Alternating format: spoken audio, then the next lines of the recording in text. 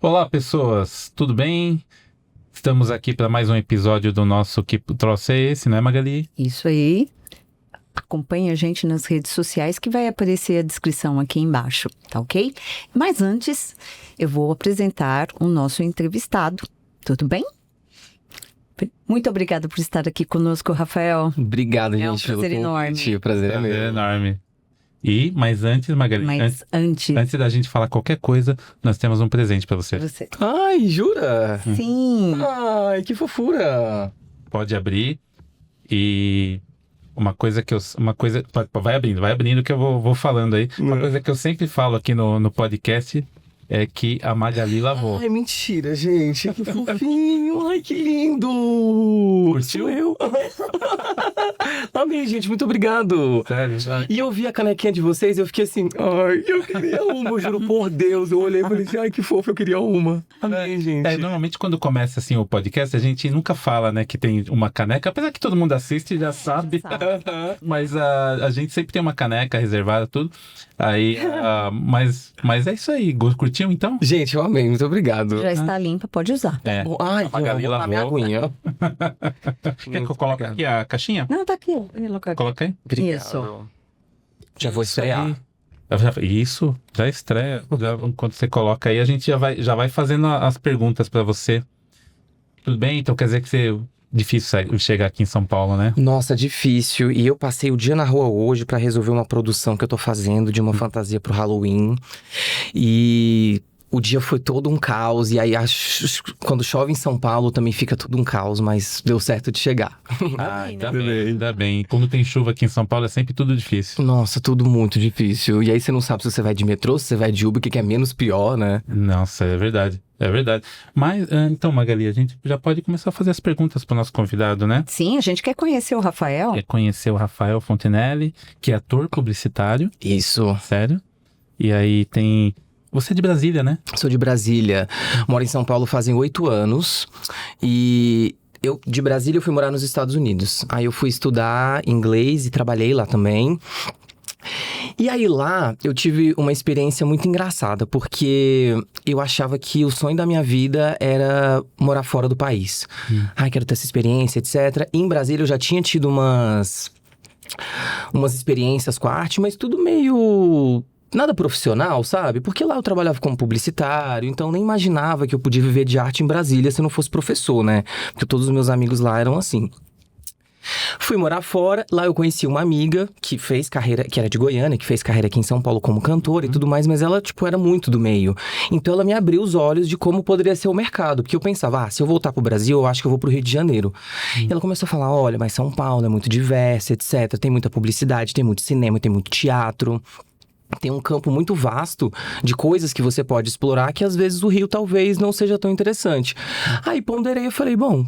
vou pro São Paulo, então. E foi a melhor coisa que eu fiz. E é bem interessante, porque normalmente quando a gente pensa nessa questão da arte, a gente pensa no Rio de Janeiro, né? Total. E a visão dela é que é de São Paulo aqui, que é onde as coisas acontecem. Sim. É que assim, o Rio tem muita televisão, né? E o que é muito legal também. Acho que a abertura pra você fazer coisas lá na televisão é... porque, às vezes, eles precisam de uma pessoa muito pra ontem. Preciso de um casting... de participações para a novela para daqui 2 dias. Às vezes é difícil levar uma pessoa de São Paulo para lá, sabe? Então, às vezes, eles acabam pegando pessoas mais de lá. Não tem que pagar custo de hotel, nem nada. A logística é mais fácil. Então, eu entendo... o mercado para televisão ser mais aberto lá. Mas aqui eu sinto que é mais... diverso, tem acho que várias frentes que dá pra você atuar bem legais, assim.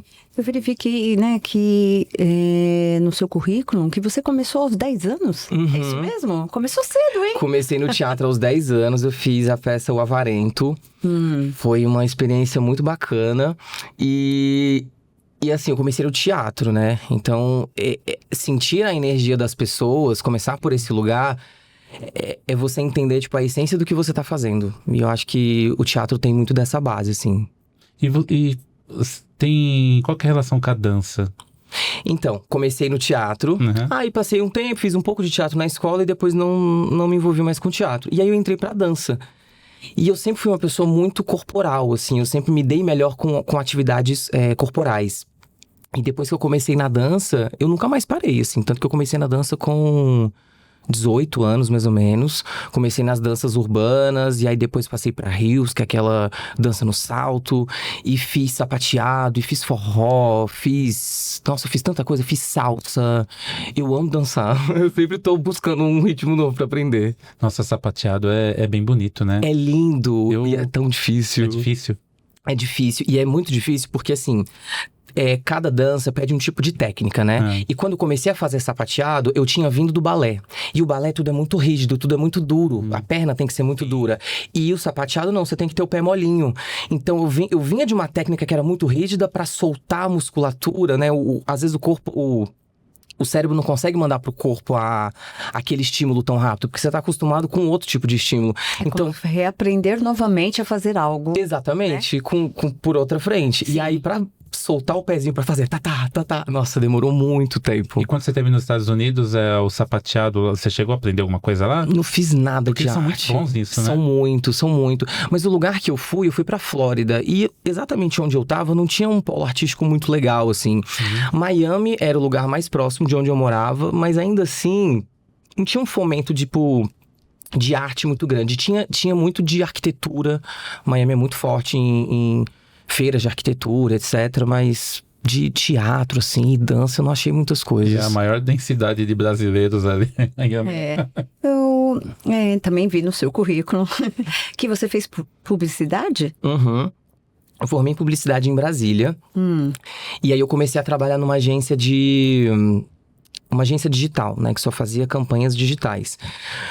A boa parte da minha experiência como publicitário foi lá. E aí depois eu saí desse emprego, fui morar nos Estados Unidos. E aí quando eu voltei pra São Paulo, eu voltei pro Brasil e vim pra São Paulo, eu pensei, cara, eu não quero voltar pra agência, porque eu enlouqueci quando eu trabalhei em agência. É um fluxo de trabalho muito grande. Só que aí é engraçado, né? Passei os 8 anos que eu tô aqui em São Paulo, eu relutei essa ideia de voltar pra um escritório, pra um emprego formal e etc. Falei, cara, não quero. Aí esse ano eu comecei a me abrir um pouco mais pra ideia. Falei assim, bom... Às vezes não tem tanto trabalho como ator, a gente tem que pagar as contas, né? Vou talvez usar minha formação pra alguma coisa. Mas eu quero só se for na minha área. Não quero, assim, ir pra um administrativo, sabe? Se fosse alguma coisa, eu queria trabalhar numa produtora, alguma coisa assim. Comentei com uma amiga. Aí ela um dia me mandou uma vaga no LinkedIn. Falou assim, amigo, a sua cara. Aí eu falei, nossa, vaga no LinkedIn, a minha cara, ela deve estar de sacanagem. Quando eu entrei, era uma empresa... E eu adoro tecnologia também.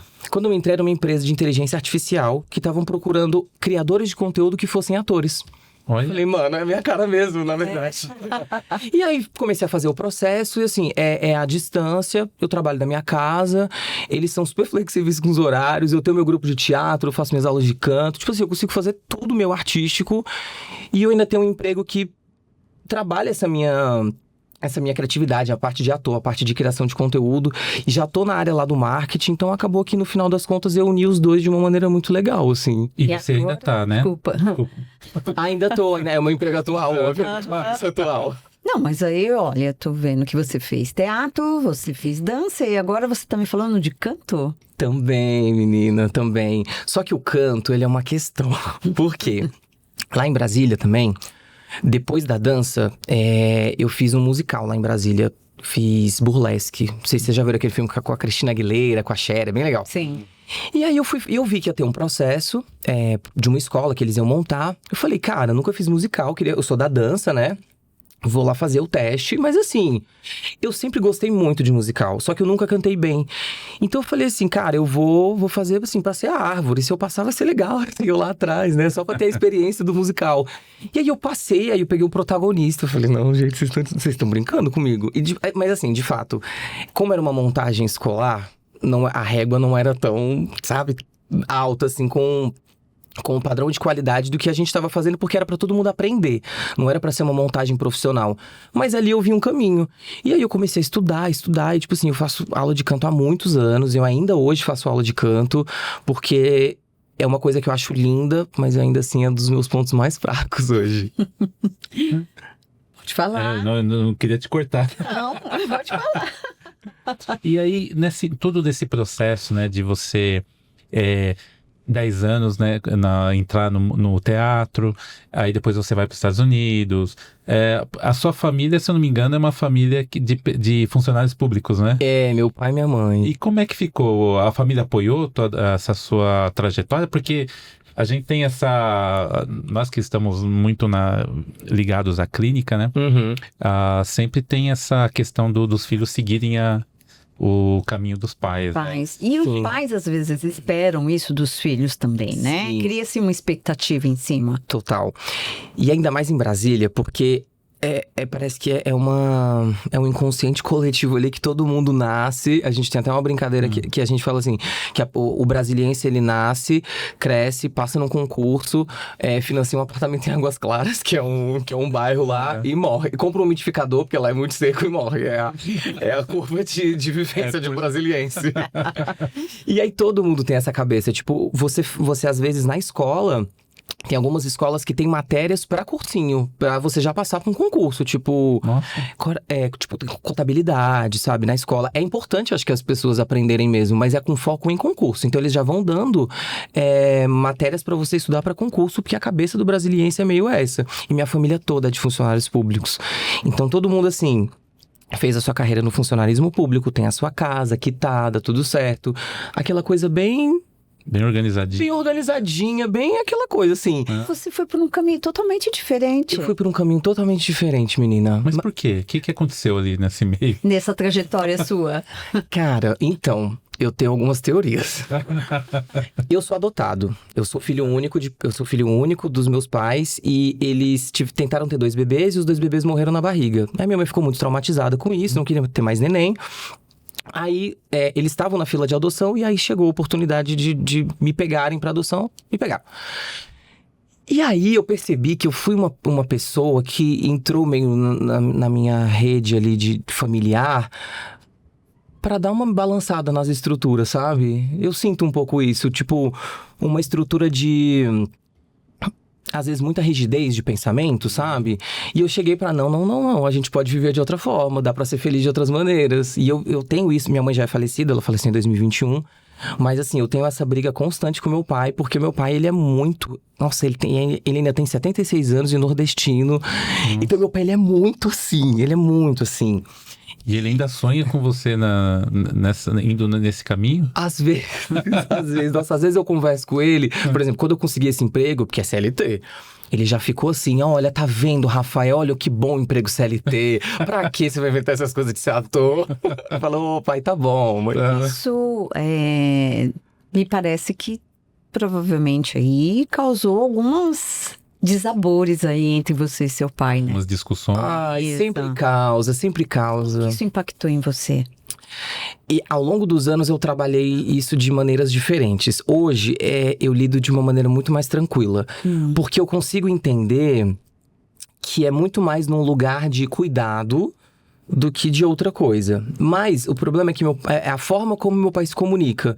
Mas aí não é sobre mim, é sobre ele. O que eu consigo fazer com isso é como eu recebo essa informação e como eu vou digerir ela e devolver ela pro mundo. Seja na minha relação com meu pai, seja nas expectativas que eu coloco no meu trabalho. Porque tem muito disso, né? Quando os seus pais esperam muito de você, parece que você se cobra muito. Eu pelo menos tenho isso de, não, mas eu tenho que provar que eu vou dar certo. Eu tenho que provar que a minha carreira vai estourar, pro meu pai ficar tranquilo. Porque é a coisa que ele fala, eu quero morrer sabendo que você tá encaminhado. Mas o que é encaminhado? Pra mim, eu tô super encaminhado. Isso é muito comum dentro da clínica, tá? A gente perceber essa questão de filhos quererem atender aos desejos, aos sonhos, às expectativas dos pais, e os pais colocarem também uma expectativa em cima dos filhos. Nem sempre você consegue conciliar isso. Às vezes dá certo, concilia, né? Tanto é que tem muitas pessoas aí que seguem aí a carreira dos pais, mas até achar esse ponto de equilíbrio demora, há um processo grande em relação a isso. E pelo que eu tô vendo, você conseguiu, né, nessa trajetória, entender porque o que é do outro é do outro. E o que é seu, é seu. Exatamente. Né? E eu entendi também que tem muito uma questão do que pelo menos na minha relação familiar, o que se entende por criar um filho. Eu vejo que pros meus pais, porque tem você criar um filho pro mundo e você criar um filho pra si. Eu vejo que os meus pais, eles me criaram pra eles. Então, assim, era tipo assim, agora eu vou ter um filho pra cuidar de mim na velhice, sabe assim? Isso é muito comum. É muito comum. Então, assim, essa coisa de eu não corresponder às expectativas deles sempre querendo que eu tivesse ali, debaixinho da asa, foi muito constante. E eu vi que isso não ia mudar, porque era a expectativa que eles tinham sobre mim. Só que eu não posso, né? Nós somos, né, o tempo inteiro atravessado pela nossa cultura. Isso é muito forte na cultura brasileira. CLT, né? O CLT, a questão dos filhos cuidarem dos pais, né? De criar filhos pensando já nesse projeto. Quando eu ficar mais velho e tiver algum problema, meu filho é que vai dar esse suporte. Mas nem sempre isso cabe para todo mundo. Você usou até uma palavra interessante no que você falou, projeto. Ter filho é um projeto. É um projeto. É um projeto que está delineado ali. Você vai seguir esse caminho. Lá no futuro você vai cuidar dos seus pais, dos seus irmãos. Mas você tem essa trajetória. E o que é legal, né? Isso que aí vem a arte, né? Uhum. A arte tem esse lado transgressor dela, né? De romper com esse percurso, né? Eu acho muito interessante e é libertador, né? Uhum. Poder fazer isso. Você se sente essa liberdade? Eu sinto muito, eu acho que é por isso que às vezes meu pai, ele não entende que não é uma escolha. Não é assim, eu escolhi ser ator. É uma coisa que é quase como uma... chamado. É uma necessidade, é quase como se fosse uma necessidade fisiológica, sabe? Uhum. Se você tiver fome... Não tem como eu virar pra você e falar, para de sentir fome, você vai parar de sentir fome. É uma necessidade, seu corpo tá pedindo isso. Uhum. Mas seu estômago.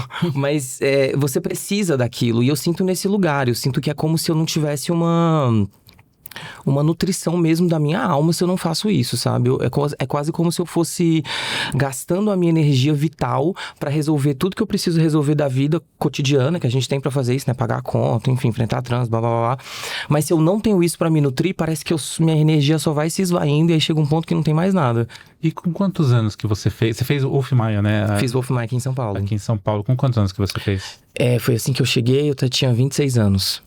E quando você fez, você veio de lá pra fazer o Wolf Maia. E quando você fez, tem você colocou lá no seu currículo bem interessante que você fez, acho que técnica de interpretação americana de interpretação, é isso mesmo? É isso mesmo. Isso foi no Wolf Maia? Não, foi num curso livre aqui, foi até recente. Eu fazia esse curso até esse ano, mas eu tive que parar por causa do trabalho. Uhum. Tô chocando os horários.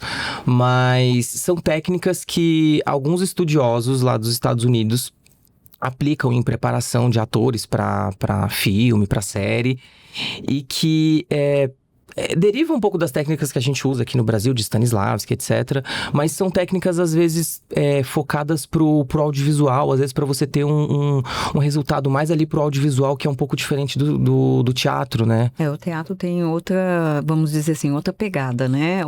É outra forma de atuar.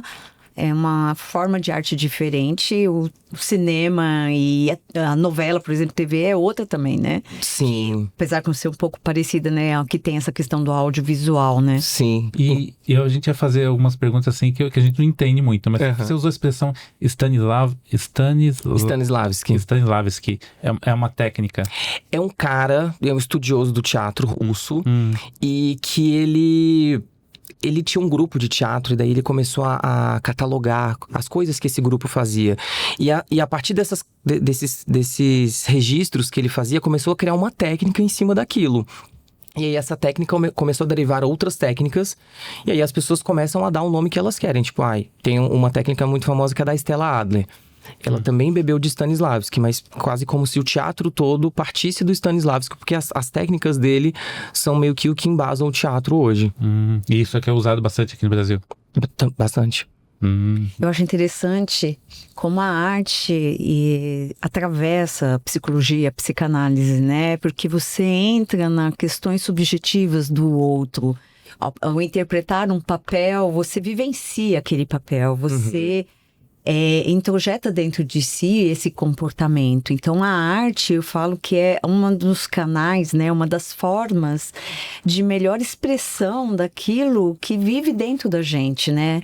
Eu falo muito, né, eu acho que eu já até comentei com o Leandro, que, por exemplo, a poesia é uma forma de você colocar em palavras aquilo que você não consegue explicar dos seus sentimentos, né? Eu acho fantástico. Então, para mim, a arte, ela anda muito paralelamente com essa questão humana, né? Da questão subjetiva humana. Sim, total. E principalmente a atuação, né? Porque o nosso objeto de pesquisa é o ser humano. Então, assim, você acaba que chega num tempo, eu tenho isso.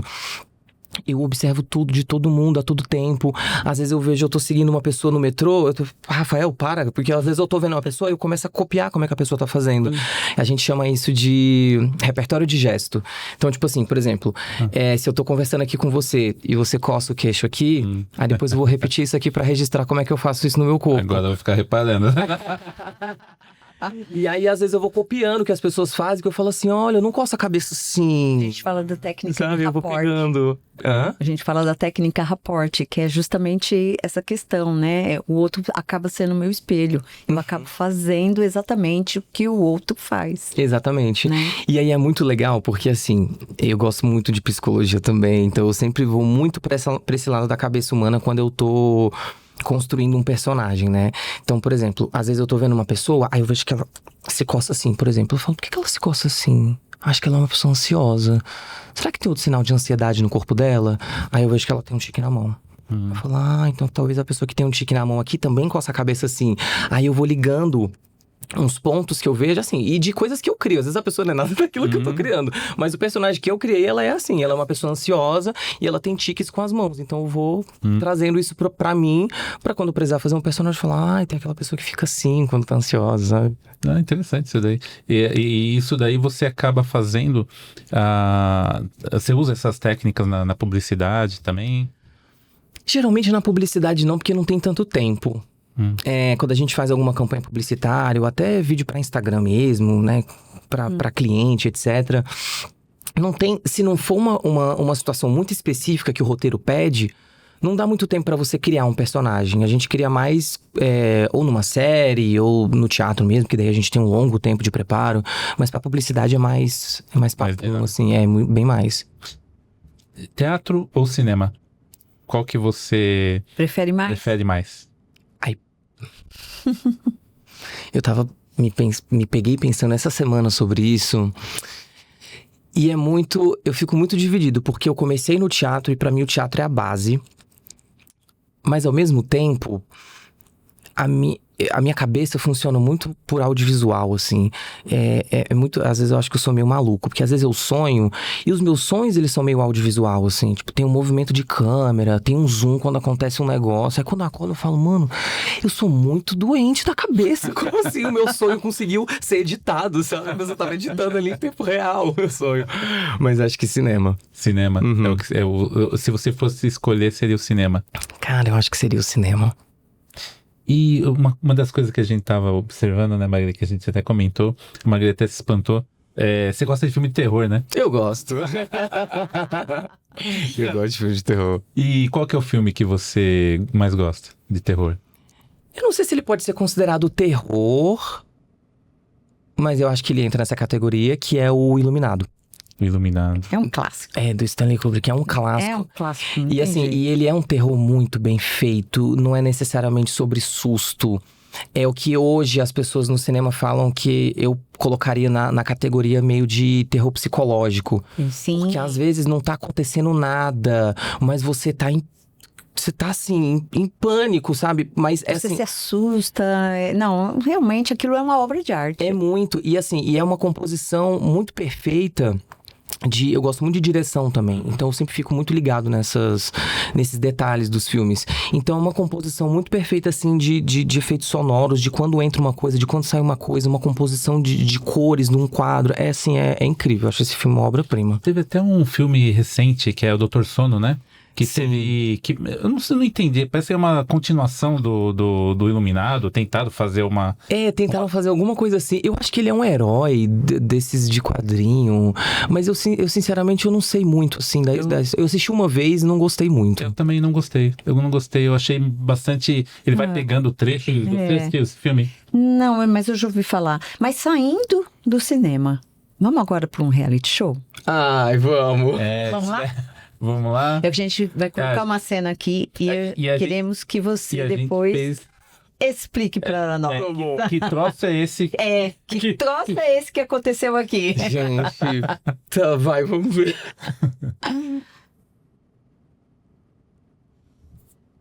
Só um minutinho aí que uma hora dá certo. Peraí. Você me dá essa ideia? Super, posso? Pode pegar. Se quiser a minha aqui também. Amigo, coloca aqui. Mas a... Olha, gente, aqui é tudo... Você tem quantos anos? Eu tenho 30, a gente falou. 30? Meio velho. Gente... Eu fui chamado de velho com 30 anos. Exatamente. Que troço é esse? Como você se sentiu? Então, o audiovisual é uma coisa, né? Esse programa... Eu fiz o processo seletivo pra ele. Como é que funcionava? O nome chama Match nas Estrelas. São 12 episódios, cada episódio é de um signo. E a ideia é formar pares através das sinastrias, né? Do mapa astral dos candidatos. Então tem uma pessoa que é o principal do episódio e outras 4 que tem dates com essa pessoa. E aí tava todo mundo fazendo o processo pra todas as categorias, né? E aí eu peguei o papel de fazer o date da pessoa. Eu já tava meio assim, eu falei, tá bom, vou ser o date, não vou ser a pessoa principal do episódio, mas tá. Aí quando eu cheguei, eu não conhecia o menino, né, e tal. Ele era peculiar, assim, ele tinha umas ideias bem peculiares, assim. Que eu não concordava muito, etc. Tanto que ao longo do date, ele falou umas barbaridades que eu ficava assim... Isso foi pro ar. Então, ele falava e eu falava, mano, não vou ficar calado ouvindo isso. Tanto faz, assim, que... Eu ia falar uma palavrão, desculpa. Não, pode falar. Pode falar. Isso que vai pro ar. Eu não vou ficar quieto com ele falando essas coisas, né? E aí eu dava umas cortadas, etc. Mas aí cortaram tudo. Porque acho que como ele era o principal, ele não podia sair de mau moço, assim, do episódio, né? Então eles não botaram na edição, mas isso foi uma das coisas, tipo, me chamar de velho com 30 anos, sabe? Sim, porque tem um trecho que até a Ingrid Guimarães, né? Que ela fala, fica chocada. Ela fica chocada, mas... Isso me remete a outra coisa, né? Porque, assim, falar que você é velho com 30 anos... Isso é um etarismo, né? Que a gente vive muito aqui no Brasil. Super. E assim, e não é nem como se ele também fosse... Acho que ele era um ano mais velho que eu. E eu fiquei assim... Sabe? Não, ele era mais velho que eu acho que ele tinha 31, ele tinha a mesma idade. Assim, até ele tinha... Primeiro que etarismo não é uma coisa correta de se fazer com ninguém. Mas, pelo menos, assim, se ele tivesse uma grande distância de idade de mim, eu até falaria, é um babaca, mas assim, pelo menos ele é muito mais novo. Mas assim... Eu acho interessante mostrar esse tipo de coisa e a gente debater sobre o etarismo, justamente porque as pessoas não percebem que a população está envelhecendo, né? A gente vive mais hoje em dia, né? Então, tem vários dizeres aí que o novo 60, o 60 de hoje aos 40, assim... 60 é 60, 40 é 40, enfim. E a gente tem que honrar isso, até porque o etarismo, do jeito que ele afeta a saúde mental, a saúde, né, da pessoa. Isso mexe com a autoestima. Em alguns casos, né, de pessoas até mais idosas, é uma violação dos direitos humanos. Total. E isso traz muito prejuízo, acho que de ordem psicológica, porque... Você está mexendo em pontos muito sensíveis. É como se você dissesse que, sim, você não serve mais para nada. Eu acho isso de uma falta de sensibilidade, né? E às vezes tem até formas não diretas, né? Quando você tá hoje na indústria, né? Tem muito disso, né? Pessoa com 60 anos Já não é mais uma Cara, pessoa... A Produtiva. Madonna, ela teve uma grande briga, acho que há uns 2, 3 anos atrás, porque as rádios na Europa, acho que nos Estados Unidos também não queriam tocar a música dela, porque ela tá velha. Nossa, que E coisa. assim, assim, é uma música. O que que a idade do intérprete impacta, sabe?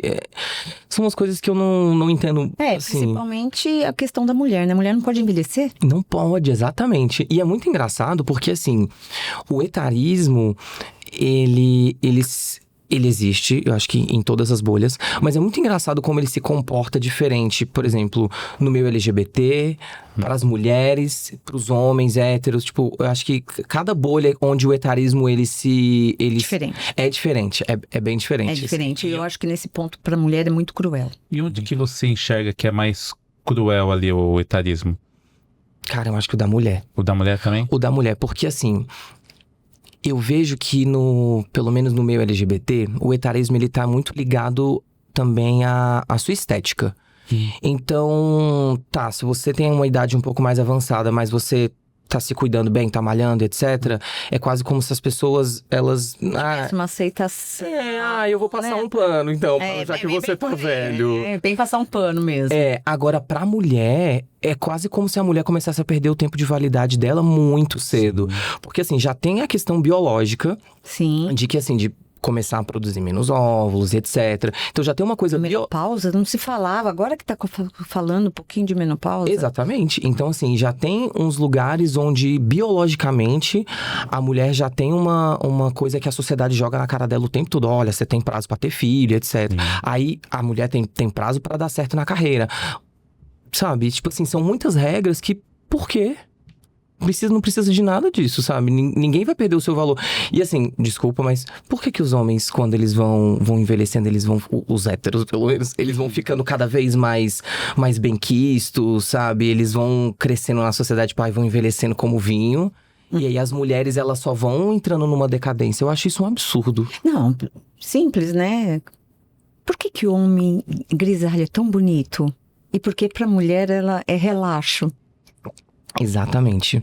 E tem muitas coisas que, se você for colocar na mesma balança, é muito desigual. E assim, as pessoas reproduzem essa desigualdade. E o que eu fico mais chocada é elas não se questionarem. Nossa, mas tá desigual isso aqui, né? Não tô sendo justo com isso aqui que eu tô fazendo. É tão enraizado que se torna algo a não ser pensado. É natural, é algo que tá na estrutura. Normatizado, né? É normatizado. Normatizado. E aí fica em pequenas falas essas coisas. Sim, você enxerga também em umas coisas que falam muito pra gente, redes sociais de relacionamento, né? Então, a mulher com 50 anos, com filho, já não é muito bem vista ali, né? Como alguém promissor pra uma relação, né? E você vê vários caras no perfil da rede social colocando, não gosto de mulheres, ou cara, tanto faz, mas tipo assim, abaixo dos 40, ou acima dos 40, sabe? Só gosto de menos. Sim. Eu não sei o que acontece com os homens, que vai chegando um momento que a autoestima... Ela ri muito de mim, porque ela fala, nossa, Leandro, que autoestima é essa? Eu falo que não cabe dentro do carro. Não cabe... Tem que sair pra algum lugar. Às vezes a autoestima ela dá uma inflada ali. Dá uma inflada. A minha irmã fala muito disso, né? Fala, gente, eu queria ter a autoestima dos homens, viu? Porque é uma coisa... Às vezes o cara tá ali, né? Com careca, gordo, né? E tá ali com a autoestima lá em A cima. autoestima do homem Escolhendo, hétero é um né? negócio. Verdade. Né? Eu tava vendo que você, além de ser um criador de conteúdo digital, você também tem uma empresa, é isso? Eu tinha uma empresa. Eu tinha uma empresa com meu ex. A gente tinha uma loja juntos, mas ela não existe mais. Era loja de... Era uma loja de... A loja deixou de existir junto com o relacionamento, é isso? Deixou de existir junto com o relacionamento. Você vê como relacionamentos impactam a nossa vida, né? Impactam. Eu acho muito interessante porque quando você tá num relacionamento, a sua identidade se mistura um pouco com a identidade do outro, né?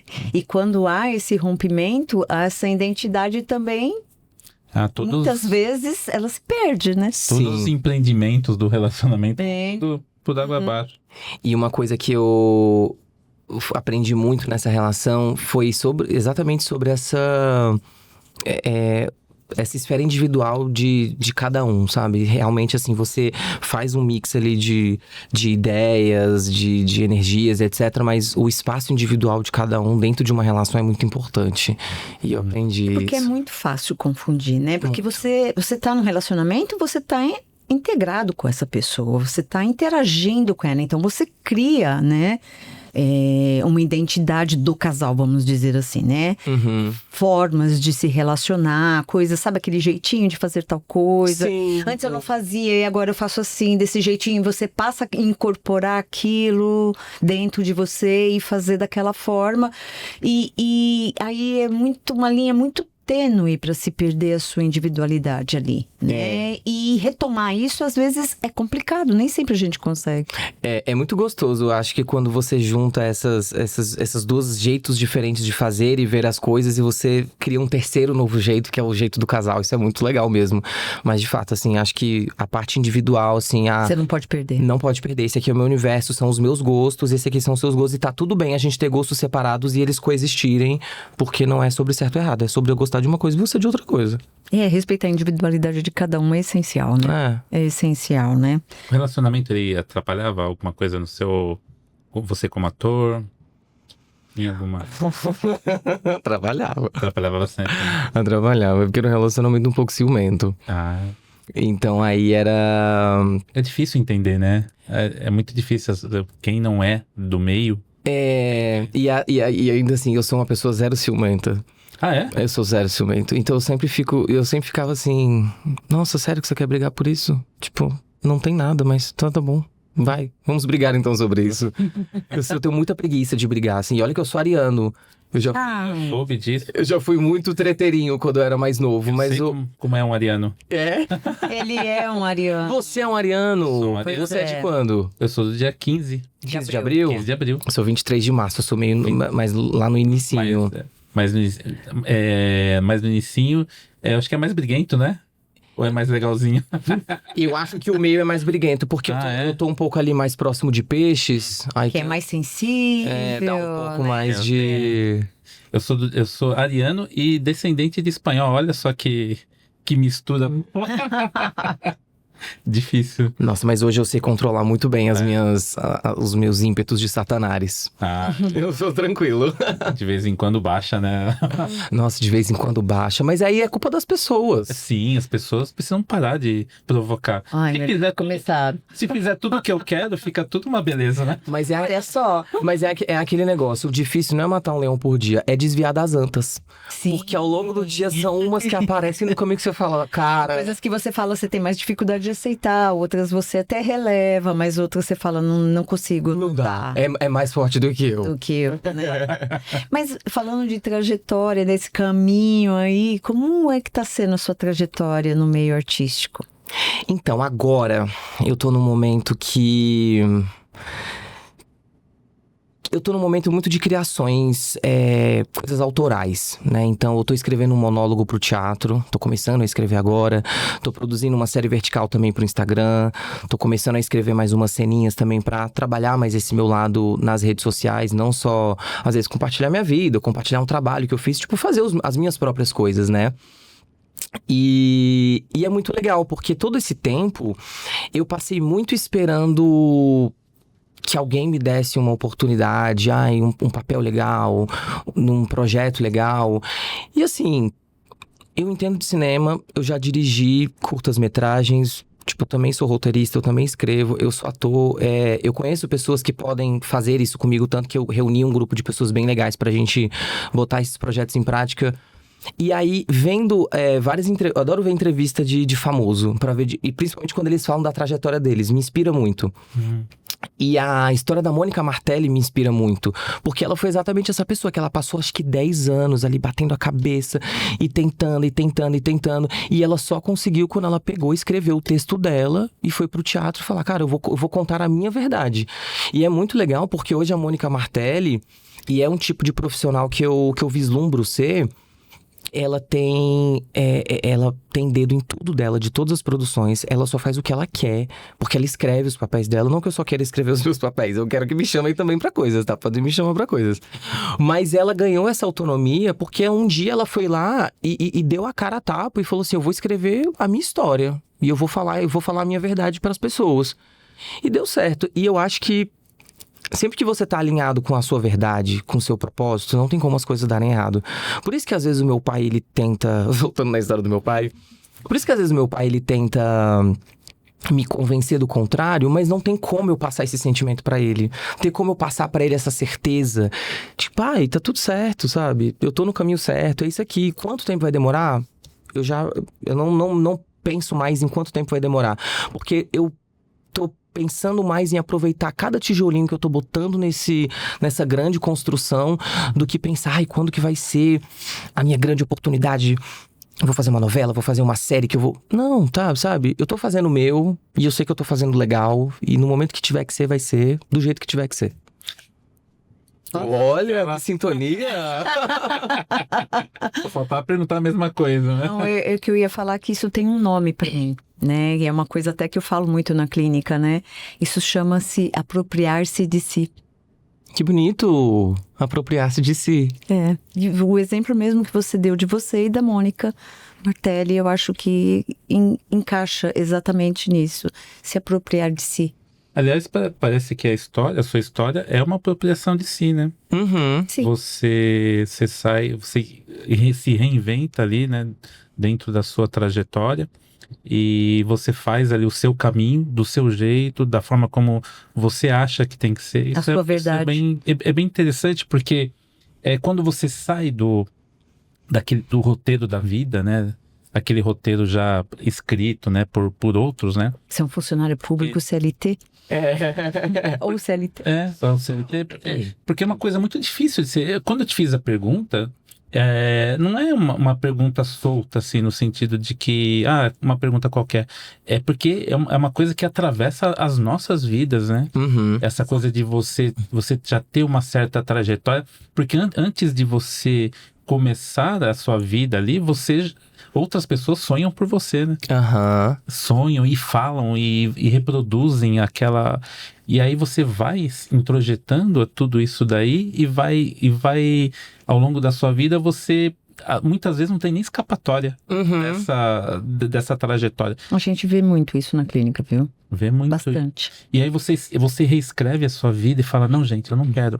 Eu quero outra coisa, né? Porque quebrar padrão é muito difícil. É muito difícil. Porque é um padrão, que nem o Leandro disse, não é um padrão só dos seus pais. Existe toda uma carga em cima dos seus pais que antecede a eles. Uhum. Então, quando você quebra esse padrão, é necessário muita coragem, né? Tudo que tem um trecho do livro do Guimarães Rosa, né?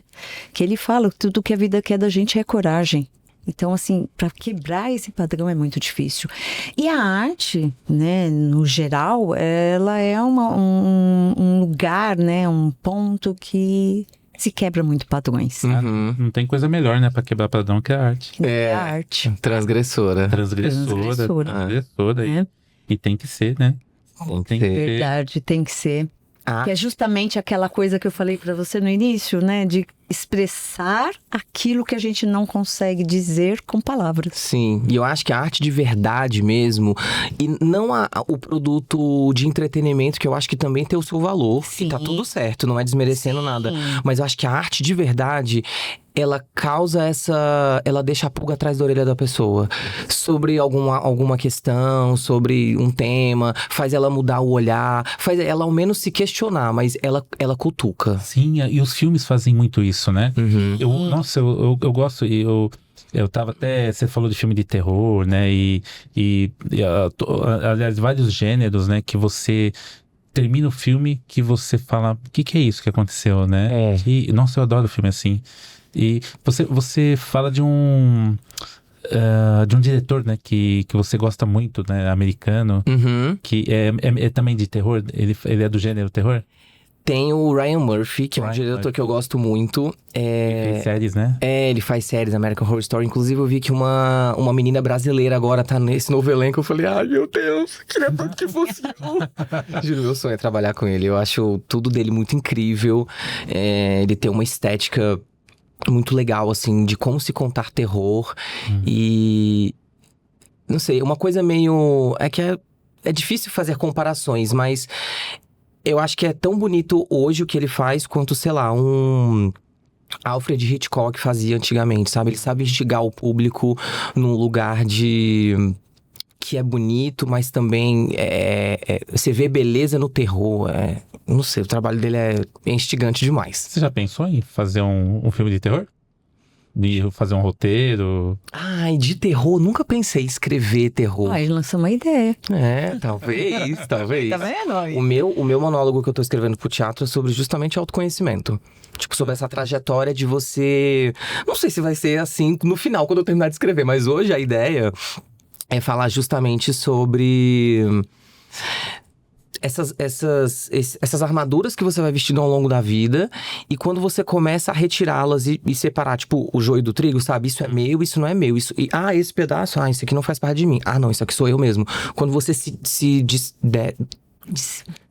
Nossa! fica despido. Quando você despido. Eu entendi o que você quis dizer. Obrigado. Quando você se despe, né? De todas essas coisas que foram colocando em Essas você. Armaduras, expectativas. Eu quero que você seja isso. Eu espero que você alcance aquilo. Quando você tira tudo isso, você tá ali, tipo, sabe, desnudo e olha pra si e fala: caraca, isso aqui sou eu. Não sei, é uma mudança de chave, assim, muito grande na cabeça, que é mais ou menos o processo que eu tô vivendo agora. E é por isso que eu tô escrevendo sobre. Mas e você pretende depois, você já fez alguma coisa com essa... já anunciou isso daí? Ou por enquanto tá só na... Não, tô rascunhando. Porque é um projeto, assim... tem alguns projetos que eu tenho que são projetos... de vida mesmo, assim, que é o meu sonho fazer. Tem um filme que é meu sonho fazer, de uma história aí, X. Que é, assim, eu espero que ninguém nunca tenha essa ideia até eu conseguir produzir, porque eu acho uma história muito boa. Mas eu preciso de dinheiro pra fazer ela, então é uma coisa pro futuro. Mas eu tenho algumas coisas que eu gostaria muito de fazer. E esse monólogo pro teatro, falando sobre esse processo de você entender quem você é e o que o outro coloca em você, ele tá aí, tá nascendo, mas é só um rascunho. Hoje você tá atuando... fora do seu trabalho como publicitário, você tá fazendo alguma peça? Não, eu tenho um grupo de teatro que a gente tá lendo alguns textos, né? A gente vai entrar em cartaz ano que vem, e agora a gente tá com alguns textos que a gente tá avaliando o que a gente vai fazer. A nossa ideia é transpor uma literatura pro palco, então a gente quer fazer a nossa dramaturgia. E hoje a nossa ideia é fazer ou talvez Shakespeare, mais adaptado, ou talvez Casa dos Espíritos, que é um livro espírita muito legal. O livro espírita? Que tem até o filme com Tem a... filme Casa dos Espíritos. Quando você falou Casa dos Espíritos, eu lembrei daquele filme antigo, né? Mas é com a... Eu esqueci o nome da atriz. Gente, ai, meu Deus. É com a Meryl Streep. Meryl Streep. Então, esse daí? É esse aí. Nossa, esse filme é maravilhoso. Só que daí a gente quer fazer a nossa versão. Então, assim, a gente quer... porque no filme se conta a história a partir de um ponto de vista. E no livro são vários pontos de vista diferentes. Porque é um livro, né? Tem 500 páginas, dá tempo de você contar. O filme tem 1h30. Mas a gente quer fazer a nossa versão da Casa dos Espíritos. E assim, é muito legal porque nunca foi montado no Brasil. E tem umas montagens muito legais. Tem montagem de balé na Espanha. Tem várias versões assim muito legais e que a gente tá pegando assim pra estudar, pra beber dessa fonte pra montar o nosso. Você tem alguma expectativa, assim, em relação à arte do que você fazer? Você já tá falando de um projeto, tá? Mas tem outros projetos ou outras coisas que você sonha? Cadê você? Olha, eu tenho muita vontade de fazer coisas em outras línguas, né? No meu trabalho, eu produzo conteúdo para minha empresa em português, inglês e espanhol. Então, O espanhol é fluente. Tá ficando. O inglês né? O inglês é. Mas ao mesmo tempo também, assim, eu não falo tanto inglês aqui no Brasil, né? Então eu tenho que ficar treinando mais vendo série, escutando música, traduzindo na cabeça e tudo mais. E o espanhol é uma língua mais recente, tem uns 2 anos que eu tô estudando. Mas cada vez eu tô ficando melhor, justamente por isso. Porque quando oportunidades maiores começarem a aparecer, eu quero estar pronto. Então eu sempre fico pensando nisso, em estar pronto. Mas eu gostaria de fazer coisas em outras línguas. Tenho muita vontade de ter a minha própria produtora. Isso é um sonho, assim, que eu vou fazer em algum momento, com certeza. Pra sempre que eu estiver fazendo trabalhos fora... Vou falar assim, tô fazendo uma série na Netflix, coisa boba, assim. Eu tenho um paralelo que eu consiga fazer as minhas coisas. Tipo, cara, eu escrevi um roteiro aqui. Às vezes eu não preciso vender pra um grande stream, não preciso que injetem um grande dinheiro. Às vezes eu consigo fazer com a minha galera, o meu equipamento, sabe? Enfim, as minhas coisas. Então, ter a minha produtora é uma coisa que eu tenho muita vontade, assim. Até pra dirigir coisas de outras pessoas, que não sejam só minhas, assim. Fazer algo assim para o YouTube é algo que também é possível? Porque assim, você fala de colocar no streaming, né? Ou alguém patrocinar, né? Mas o YouTube também, ele dá para ser feito coisas, né? Dá pra postar no YouTube, dá pra você... Tem muitos festivais internacionais também, que de curtas-metragens, de longas independentes. Então, assim, tem muitos caminhos que dá pra você fazer coisas autorais sem um grande investimento, que você consegue rodar aí no mercado e ter um prestígio com isso. Sim, sim. E a gente acompanhou, né Magali? Uma das primeiras entrevistas que nós fizemos foi com uma atriz chamada Melina Sous, e ela tava falando como é difícil, né, você dirigir as coisas. Ela fez um filme chamado Olhar de Cícera, um documentário, né? Sobre o MST. Olha! Muito, muito interessante. Nós fomos até ver o filme, né? Pra ver como é que foi feito. Muito bem produzido, né?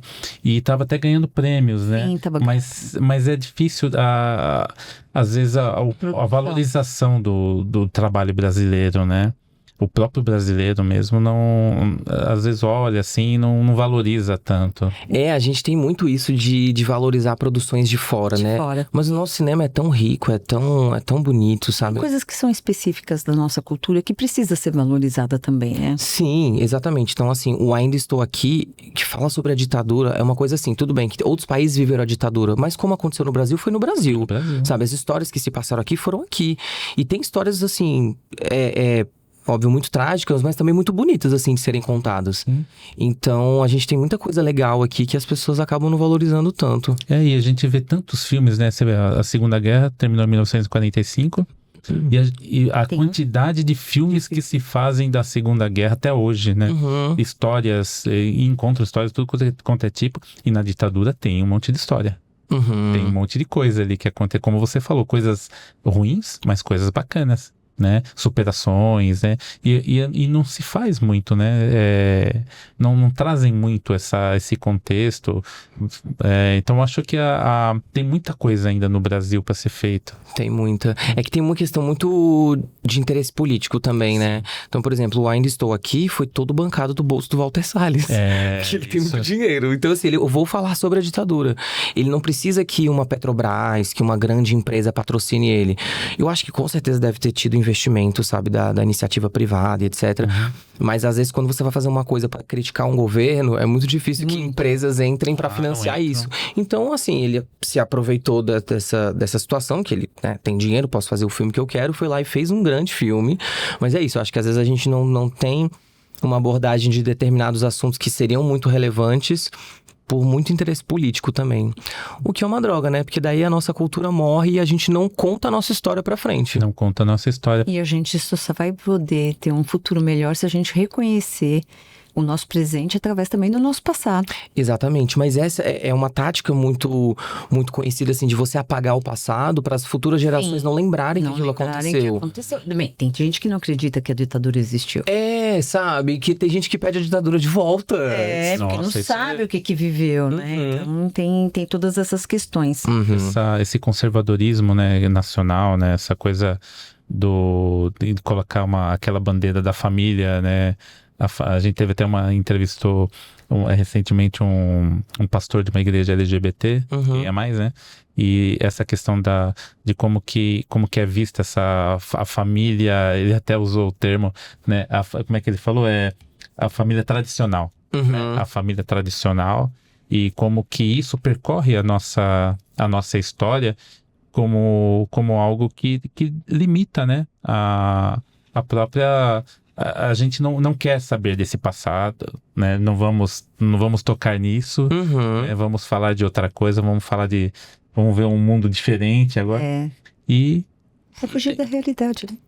É É. fugir da realidade. Igual assim, por exemplo, se a gente for pensar daqui a 20 anos, 10 anos que seja, quando já começar a vir uma nova geração, vai ter problemas para se fazer filmes falando sobre o que foi a pandemia, sim, como foi o descaso, Sim. porque assim não vão querer que relembre esse episódio grotesco da nossa história.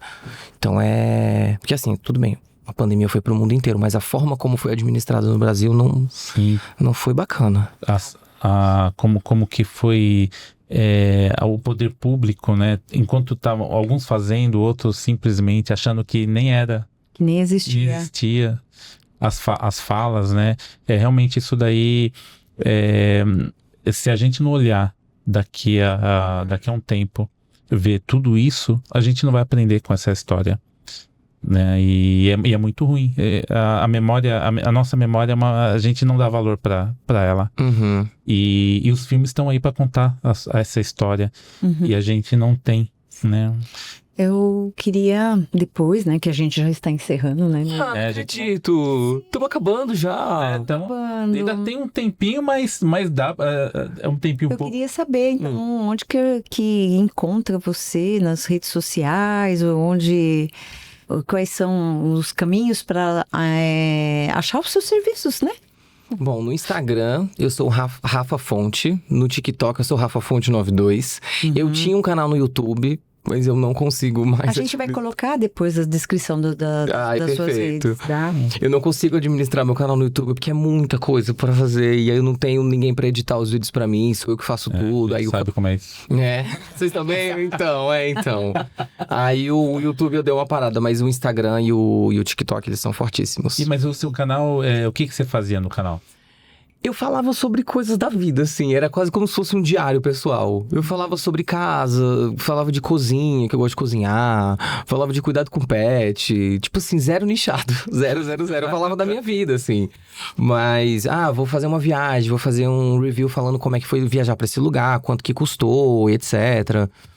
Mas, o YouTube é difícil. É difícil. É difícil. Então tá parado o canal. O canal tá parado. Um dia volta. Quanto tempo tá parado? Ai, um ano quase. Já faz um tempo. Já faz um tempinho, Porque assim, também não adianta, acho que a gente tem que escolher as nossas batalhas também. Eu acho que hoje eu tô numa questão assim, que eu quero fazer o meu Instagram e o meu TikTok crescerem mais. As pessoas começarem a conhecer o meu trabalho, talvez às vezes pelas minhas redes sociais. E aí eu começar a migrar para outras coisas, talvez ter mais dinheiro para poder investir no YouTube. E aí talvez poder fazer outras coisas, assim, sabe? Mas de fato, não dá pra gente fazer tudo sendo uma pessoa só, né? A gente tem que escolher o que a gente vai fazer. Infelizmente como você falou, tem que escolher as batalhas. Importante. É importante.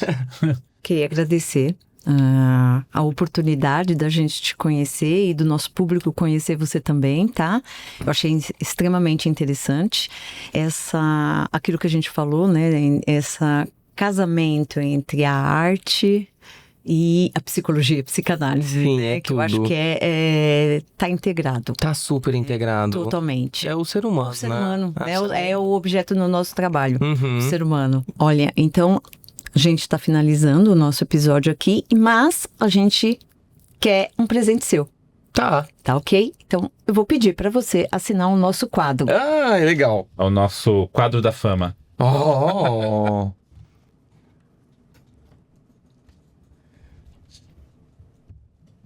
Tá aqui. assinar. Pode assinar em qualquer lugar. Você pode assinar em qualquer lugar aí, tá? O lugar que você achar mais legal. Eu vou assinar bem no meio. É as pessoas botam um recadinho, né? Do jeito que você quiser. Aqui é você que Você que manda. manda. Pode. Eu devia ter pensado o que eu ia escrever antes. É bom que você colocou do lado de um colega seu. Quem? Aqui, ó. Emílio de Mello? Quem é Emílio de Mello? O Emílio de Mello, ele é ator, ele fez aquela série Psy Já viu aquela série Psi? Do HBO Max, HBO ele Max. trabalhou em algumas novelas da Globo, ele faz teatro. Ele faz teatro, ele tá fazendo. Acho que terminou, né? A peça Inonite. Já acabou a temporada aqui em São Paulo. Claro, eu vi no Nietzsche, é incrível. Sim. Chegou aí lá ver? Ah, e agora eu sei quem que é. Foi até aqui perto, no Tucarena, né? Desculpa, Emílio. Ruim de cabeça. Eu vou Aliás, assinar e eu vou botar um recadinho. pode colocar. Gente, minha letra é muito ruim. Ai, Não fico esquenta a quieta. cabeça, não. Que... Aqui quem tem a letra bonita é ele. mas o meu é por causa. Fiz Senai.